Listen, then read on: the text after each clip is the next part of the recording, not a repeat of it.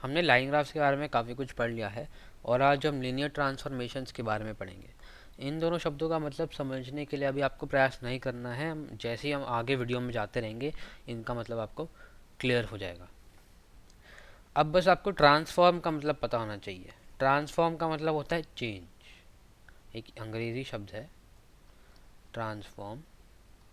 इसका अर्थात होता है हिंदी में बदलना। जब कोई चीज़ बदलती है, एक से दूसरी चीज़ बन जाती है, तो उसे हम कहते हैं कि वो ट्रांसफॉर्म हो गई है। अगर ए बी में बदल गया तो हम ये बोलते हैं ए बी में ट्रांसफॉर्म हो गया। बस ये अंग्रेज़ी का शब्द है। और हम लीनियर ट्रांसफॉर्मेशंस के बारे में पढ़ेंगे। तो आपको पता ही है कि एक लाइन की जो इक्वेशन है वो होती है y is equal to M X plus C. अगर आप x की कोई भी वैल्यू डालोगे आपको वो y की वैल्यू मिल जाएगी, और आप अगर उन सारे वैल्यूज़ को एक जोड़ो तो एक लाइन मिलती है।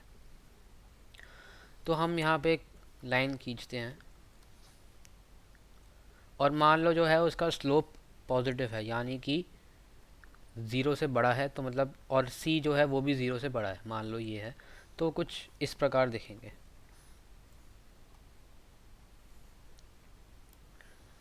हाँ, तो ये लाइन किसी इस प्रकार दिखेगी क्योंकि जो c है ये y एक्सिस के ऊपर है, मतलब ज़ीरो, ये ज़ीरो है उसके ऊपर है, यानी कि c ग्रेटर देन ज़ीरो, और m मतलब ये इस दिशा में जा रही है, यानी कि ये m जो है वो पॉजिटिव है। अगर आपको ये नहीं आता तो आप सारी लाइन ग्राफ की वीडियो देख लो, उसमें मैं ये सब सारी चीज़ें समझाता हूँ। तो लीनियर ट्रांसफॉर्मेशन का मतलब ये होता है, अगर मुझे इस लाइन को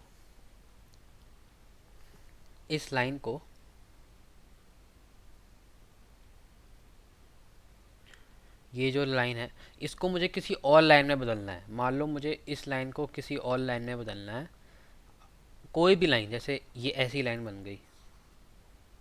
अगर मुझे इस लाइन को इस लाइन में बदलना है तो मैं क्या कर सकता हूँ, मतलब कि मुझे इस लाइन पर जो सारे पॉइंट थे, सारे पॉइंट उसको मैंने शिफ्ट करके इधर ले आया। मतलब ये वाला पॉइंट मान लो इधर आ गया, ये वाला पॉइंट इधर आ गया, ये वाला पॉइंट इधर आ गया। हर पॉइंट किसी भी प्रकार किसी और जगह पर आ सकते हैं, परंतु जब वो पॉइंट आएंगे तो सारे जो पॉइंट होंगे वो वापस एक और लाइन पर होने चाहिए। मैं इसको वापस समझाता हूँ। मेरा मतलब ये था कि अगर मेरे पास, मैं एक और बनाता हूँ ग्राफ। अगर मेरे पास एक लाइन है और अगर मुझे उस लाइन को किसी और लाइन में बदलना है, किसी दूसरी लाइन में बदलना है, अगर ये मेरी दूसरी लाइन है, तो इसका अर्थात ये है कि मैंने लाइन पर जो हर कोई पॉइंट है लाइन पर, मान लो ये पॉइंट, ये पॉइंट, ये पॉइंट, वो पॉइंट जो है वो किसी और जगह पर पहुंच गए। ये वाला पॉइंट मान लो इधर आ गया, ये वाला पॉइंट मान लो इधर आ गया, ये वाला पॉइंट इधर आ गया। तो हर पॉइंट को मैंने किसी और जगह धकेला। इस पॉइंट को मैंने इधर ला, इस पॉइंट को इधर ले आया, मैं इस पॉइंट को इधर ले आया। और एक और चीज़ का मुझे ये ध्यान रखना था कि जब वो जो नए पॉइंट आए, जिस जगह पर वो नए पॉइंट आए वो भी एक लाइन बनाने चाहिए। मतलब कि अगर मेरे पास ये 3 पॉइंट इधर आ गया पर चौथा पॉइंट जो है वो इधर आया, तो इसमें मैं इन चारों डॉट्स को मैं जोड़ ही नहीं सकता एक लाइन में। ये तो बहुत अजीब बन जाएगा। अगर ये वाला पॉइंट इधर आ गया, ये वाला पॉइंट इधर आ गया, तो ये एक लाइन नहीं बनेगा, ये बहुत अजीब सी चीज़ बनेगी। परंतु मुझे एक लाइन की आवश्यकता है, और अगर मुझे एक लाइन की आवश्यकता है तो मुझे इन सारे पॉइंट्स को इस तरीके से बदलना होगा ताकि वो एक लाइन पर आए। और उस जो जो तरीका होता है बदलने का उसे हम लिनियर ट्रांसफॉर्मेशन बोलते हैं। लिनियर ट्रांसफॉर्मेशन बोलते हैं। और लिनियर का मतलब होता है कि वो एक लाइन पे लाई करता है। ये जो लिनियर का लाइन दिख रहा है ना आपको, इसका मतलब यही है। तो मतलब कि अगर मुझे मैं वापस बोल रहा हूँ, अगर मुझे एक लाइन को दूसरी लाइन में बदलना है, मतलब उसके हर पॉइंट को किसी और जगह लाना है, और मैं चाहता हूँ कि जो हर पॉइंट आए, अगर मैं उन नए पॉइंट्स को जोड़ूँ तब भी वो एक लाइन पर लाई करें, तो इसका अर्थात ये है कि वो एक लिनियर ट्रांसफॉर्मेशन होना चाहिए। तो मैं अभी लिनियर ट्रांसफॉर्मेशन का मतलब समझाता हूँ।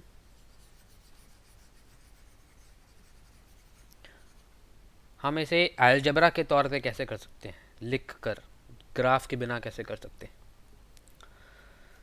तो मैं एक और वापस एक नया ग्राफ बनाऊंगा जहाँ पर समझने में आसानी हो।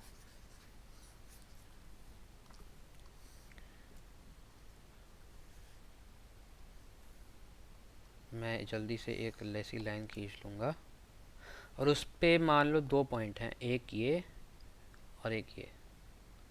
मान लो इस पॉइंट के जो कोऑर्डिनेट्स हैं वो x1 और y1, और दूसरे पॉइंट के जो कोऑर्डिनेट्स हैं वो होंगे x2 y2। येलो कलर थोड़ा अच्छा लग रहा था, पर्पल काफ़ी डार्क है। हाँ, तो ये मेरे पास दोनों पॉइंट है। इन दोनों पॉइंट को मैं अलग अलग जगह पहुंचाना चाहता हूँ, किसी भी जगह पहुंचा सकता हूँ। तो मान लो जो मेरा ट्रांसफॉर्मेशन रूल है, मैं लिख देता हूँ, ट्रांसफॉर्मेशन रूल है। ट्रांसफॉर्मेशन रूल एक फॉर्मूला होता है जो हर पॉइंट को चेंज करता है, हर पॉइंट पे ये सेम रूल लगेगा। तो मान लो मेरा ट्रांसफॉर्मेशन रूल ये है, x1 अगर ये है तो उसका नया पॉइंट मान लो होगा इधर, कहीं भी हो सकता है, मैं तो बस ऐसे ही बना रहा हूँ। मान लो इस पॉइंट के जो कोऑर्डिनेट्स होंगे वो होंगे x1 डैश और y1 डैश। इसका अर्थात यह है कि जो नया नए पॉइंट के जो कोऑर्डिनेट होंगे ट्रांसफॉर्म करने के पश्चात, उसके कोऑर्डिनेट होंगे x1 प्राइम और y1 प्राइम, और दूसरे पॉइंट का होगा एक ही तरीके से x2 प्राइम और y2 प्राइम। और हम चाहते हैं कि ये दोनों जो लाइन हो ये भी एक लाइन के ऊपर ही हो। ठीक है, तो अब हम क्या करते हैं, मैं इस पॉइंट को भी लिख देता हूँ इधर। ये इसके कोऑर्डिनेट्स होंगे 0, c, क्योंकि c जो है इसका लाइन इंटरसेप्ट है, और ये एक उधर जाके एक नया पॉइंट बन जाएगा, इसके कोऑर्डिनेट हो जाएंगे, इसके कोऑर्डिनेट हम बाद में निकालते हैं। तो मान लो हमारा ट्रांसफॉर्मेशन रूल है कि अगर मेरे पास कोई भी पॉइंट है एक्स वाई, अगर मेरे पास कोई भी पॉइंट है एक्स वाई, तो जब वो ट्रांसफॉर्म होगा तो वो एक्स प्राइम और वाई प्राइम में बदल जाएगा। डैश को हम प्राइम भी बोलते हैं, तो एक्स प्राइम वाई प्राइम। और जो रूल है वो ये है कि एक्स प्राइम जो होगा वो होगा 2x प्लस 3y, और जो y प्राइम होगा वो होगा 4x प्लस, मतलब कुछ भी हो सकता है, मान लो 6y। तो ये एक लिनियर ट्रांसफॉर्मेशन है, और हम दिखाएंगे कि ये लिनियर ट्रांसफॉर्मेशन इसलिए है क्योंकि अगर मैं इन तीनों पॉइंट को इस ट्रांसफॉर्म करूँ, तीनों पॉइंट को चेंज करूँ, तो वो भी तीनों पॉइंट एक लाइन पर लाई करेंगे। तो पहले हमारा पॉइंट था 0, c। 0, c क्या बनेगा, तो अगर इसके कोऑर्डिनेट होंगे x प्राइम y प्राइम, तो x प्राइम होगा 2 इंटू एक्स, एक्स तो यहाँ पर 0 था तो 2 into 0 plus 3 into Y, Y क्या था c, तो ये हो जाएगा 2 इंटू 0 होता है 0 प्लस 3 इंटू सी, यानी कि ये 3c बन जाएगा। y प्राइम होगा 4 इंटू 0 प्लस 6 इंटू सी, यानी कि 6c। तो इसके कोऑर्डिनेट जो हो जाएंगे वो हो जाएंगे 3c और 6c। अब इधर आपको दिख रहा होगा कि क्योंकि ये दोनों c जो है वो ग्रेट 0 से बड़ा है, तो वो इधर होने चाहिए थे, क्योंकि ये जो है वो माइनस वाला एक्स एक्सिस है, परंतु मैंने ऐसे ही बना दिया क्योंकि मैंने उस टाइम पे मैं ट्रांसफॉर्मेशन को जानता नहीं था। तो इसका महत्व कुछ है नहीं, हमें बस लिखने से ही पता चल जाएगा कि वो एक लाइन पर होने चाहिए। तो ये हमारा पहला पॉइंट हो गया 3c। तो पहला हमारा पॉइंट था 0, c, और वो चले गया इधर, वो बन गया 3c और 6c। अब हम पास तीसरा है, दूसरा यानी मतलब दूसरा, इसके था, इसके कोऑर्डिनेट थे x1 प्राइम और y1 प्राइम। इसके कोऑर्डिनेट क्या होंगे, तो पहले तो हम इस y1 प्राइम को x1 प्राइम के तौर पे लिखेंगे। मान लो इस ग्रीन कलर का जो लाइन है उसका स्लोप है m, मान लो इसका स्लोप है m, तो मतलब कि y1 प्राइम क्या होगा इस पॉइंट के लिए, इस पॉइंट के लिए x1 जो है वो y1 है, सॉरी, ये x1 प्राइम नहीं होगा, ये केवल x1 ही रहेगा। हाँ, क्योंकि हम पहले वाले पॉइंट की बात कर रहे थे, तो गलती से मैंने x1 लिख दिया। तो y1 को हम x1 के उसमें लिख सकते हैं, तो बन जाएगा y1 is equal to M X one plus C. क्योंकि लाइन पर लाई कर रहे हैं, तो आपको पता ही है, आपने लाइन ग्राफ की वीडियो देखी है, तो आपको ये पता होना चाहिए। ये था x1 और y1। y1 is equal to M X one plus C. अब ये पॉइंट चले गया x1 प्राइम और y1 प्राइम में, ये पॉइंट चले गया x1 प्राइम और y1 प्राइम में। तो हम इसकी वैल्यू निकाल सकते हैं ट्रांसफॉर्मेशन से। तो x1 प्राइम होगा 2 into x1 plus 3 into y1, क्योंकि हमारा हमारा पहला वाला पॉइंट था xy और बाद वाला पॉइंट है x प्राइम y प्राइम। पहले हमारा था 0 और बाद में हो गया 3c 6c। तो अभी हमारा ये जो पॉइंट है वो x1 और y1 है। तो x1 प्राइम की वैल्यू होगी वो 2 into x1 plus 3 into y1, ये वाली इक्वेशन। और y1 प्राइम की वैल्यू होगी 4 into x1 plus 6 into y1। अब हमें पता है कि y1 की जो वैल्यू है वो ये है, क्योंकि वो लाइन पर है, एक लाइन की इक्वेशन है। तो हम उसे इधर डाल देते हैं, यानी कि x1 प्राइम जो होगा वो होगा 2x1 प्लस 3, और यहाँ पे हम y1 की जगह ये डाल देते हैं 3 into M X one plus C. ये बन जाएगा हमारे लिए 2x1 plus 3m(x1) plus 3c। और यानी कि y1 प्राइम जो बन जाएगा वो होगा 4x1 प्लस 6, y1 की वैल्यू होगी m(x1) प्लस सी, यानी कि ये बन जाएगा 4x1 plus 6m(x1) plus 6c। तो मतलब कि ये थोड़ी जगह कम हो रही है, मैं इसे काम करता हूँ इधर लिख देता हूँ नीचे। तो पहला जो हमारा पॉइंट था, पहला पॉइंट लाइन पर, वो था 0c। वो बदल गया किसी और पॉइंट में, उसकी कोऑर्डिनेट थी 3c, 6c। और हमारे पास दूसरा पॉइंट था x1 y1, और वो बदल गया x1 डैश और y1 डैश, यानी कि x1 प्राइम y1 प्राइम। और उसको हम ऐसे लिख सकते हैं 2x1 plus 3m(x1) plus 3c, और ये हो गया 4x1 plus 6m(x1) plus 6c। अब हमारे पास तीसरा पॉइंट है x2 y2। अब वो भी बदलेगा किसी और पॉइंट में, तो हम यहाँ पे वापस करते हैं पूरा काम।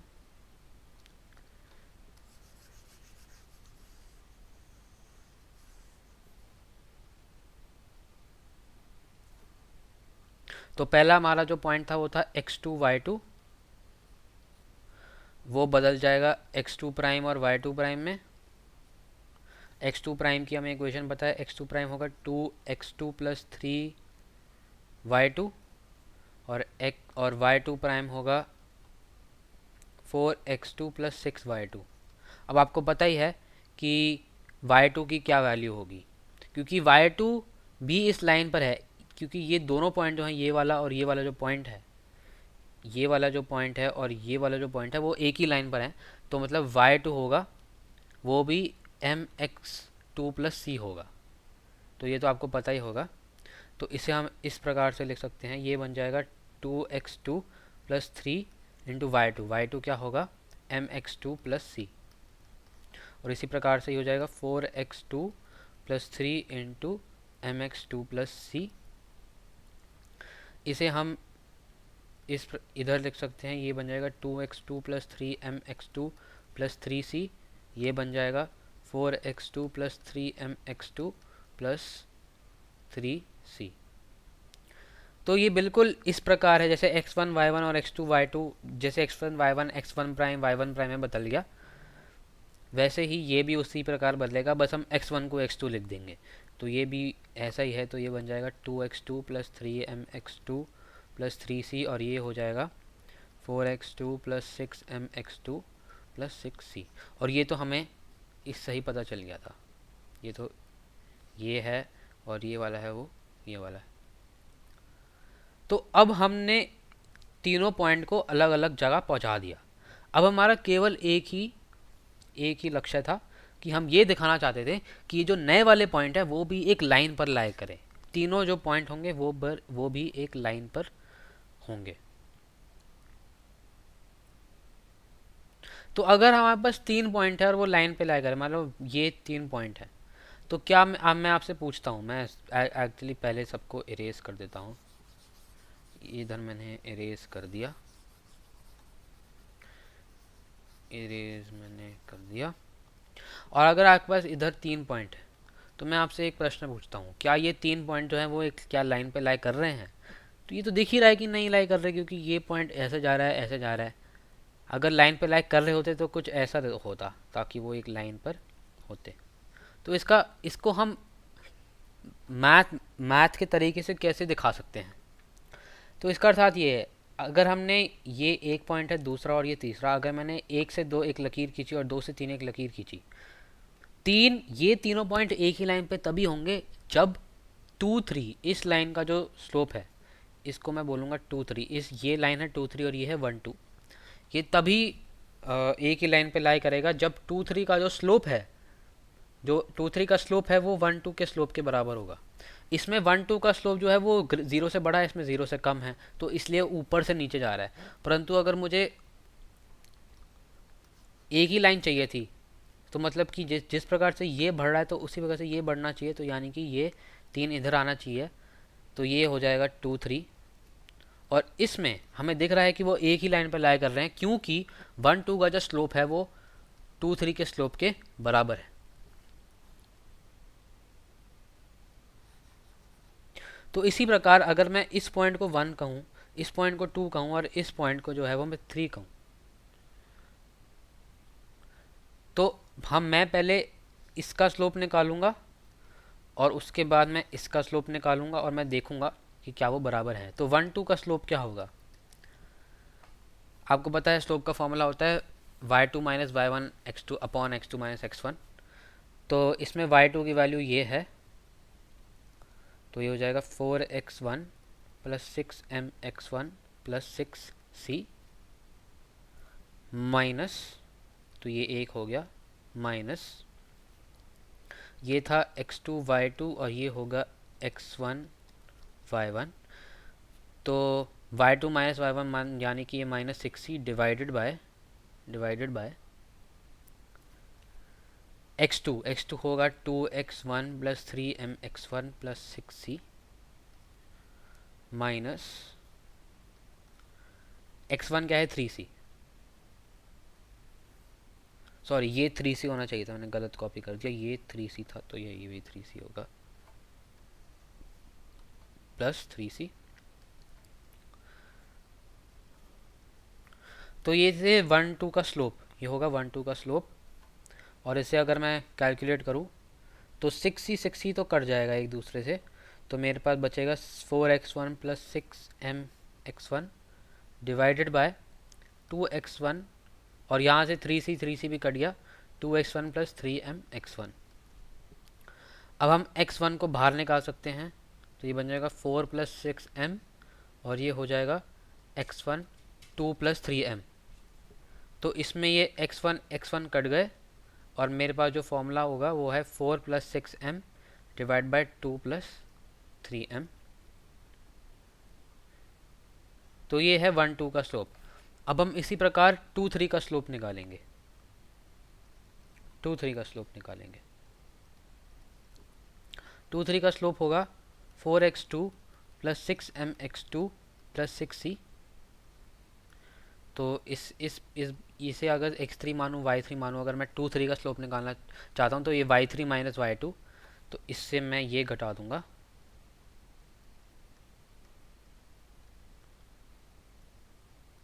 इस पॉइंट से मैंने इस पॉइंट को घटा दिया। और मैं अब x3 माइनस x2 करूँगा नीचे, तो ये बन जाएगा 2x2 plus 3mx2 plus 3c minus 2x1 plus 3mx1 plus 3c। तो ये जो बन गया कोऑर्डिनेट तो इसे हम इसे घटा सकते हैं। तो इसमें भी देख सकते हैं आपकी 6c और 6c कैंसिल बन जाएगा। तो ये हो जाएगा 4x2 plus 6mx2 minus 4x1 minus 6mx1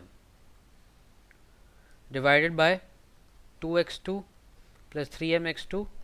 इसमें भी आप देख सकते हैं 3c और 3c कैंसिल हो जाएगा, माइनस 2x1 माइनस 3mx1।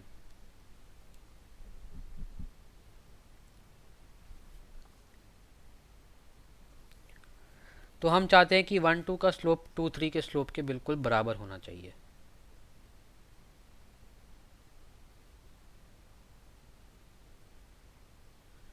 तो हम इसमें क्या कर सकते हैं, ऊपर वाले जो न्यूमरेटर है यानी कि यहाँ से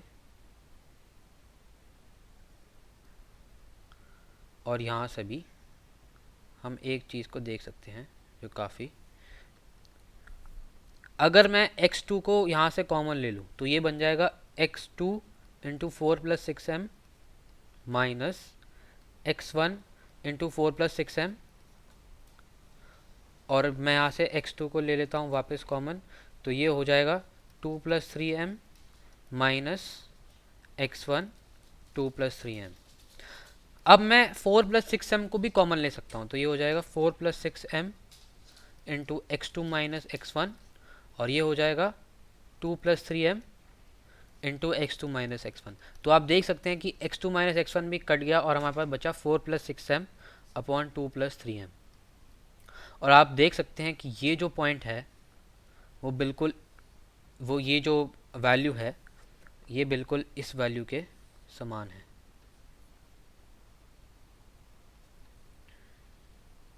मतलब कि 1 2 का स्लोप जो है वो 2 3 के स्लोप के बराबर है, यानी कि जब हमने इस ट्रांसफॉर्मेशन को यूज़ किया, इस ट्रांसफॉर्मेशन रूल को अपनाया,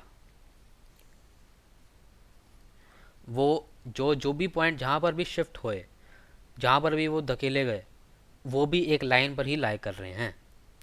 तो इस वीडियो में हमने क्या समझा, इस वीडियो में हमने ये समझा कि अगर एक लाइन है और वो एक दूसरी लाइन में बदल गई और उसमें जो सारे पॉइंट है वो एक लिनियर ट्रांसफॉर्मेशन के हिसाब से बदल रहे हैं, तो वो जो नए पॉइंट होंगे वो भी एक लाइन पर ही होंगे। तो ये तो हमने बस एक एग्जाम्पल लिया था, यहाँ पे हमने 2 लिया 3 लिया, हम कोई भी वैल्यू लेते तभी भी वो काम करता। यहाँ पे हमने 2 3 लिया, 4 और 6 लिया, तो हमारा जो नया लाइन का जो स्लोप था वो क्या आया, ये आया स्लोप 4 प्लस 6m। तो मैं लिख देता हूँ 4 plus 6m upon 2 plus 3m। तो अगर ये हमारे ट्रांसफॉर्मेशन की वैल्यू थी 2 3 4 6, और आप देख रहे हैं कि यहाँ पर वही आ रहा है, और ये जो m है ये ओरिजिनल जो पहली वाली लाइन थी उसका स्लोप था m, और जब वो बदला तो वो नया स्लोप बन गया ये। तो इससे हमें यही पता चलता है कि वो लाइन एक और लाइन में बदल गई। धन्यवाद। इस वीडियो में हमने ये सीखा कि लीनियर ट्रांसफॉर्मेशन बहुत ज़रूरी है, और आगे जाके हम जब टाइम ट्रैवल के बारे में पढ़ेंगे तो इसका यूज़ करेंगे। धन्यवाद।